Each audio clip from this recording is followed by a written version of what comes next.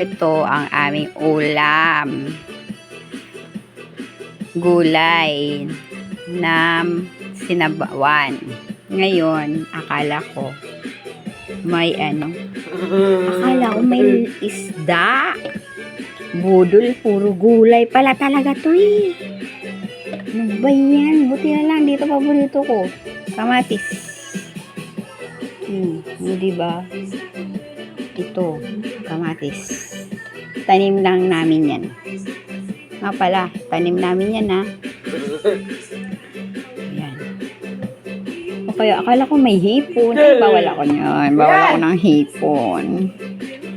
Kaya hanggang ganyan na lang talaga. Akala ko may isda to. Wala naman. Puro gulay. Ay, meron. Hindi ka sa ilalim. Wow, mas madami ang dahon kaysa isda. Kain tayo guys, kain tayo.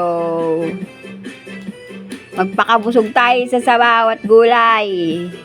Ayan o, ito yung tanim namin. May tanglad, di pa tinanggal. Ayan, may tanglad. Ayan siya, sige na. Kumain na rin kayo. Bye-bye.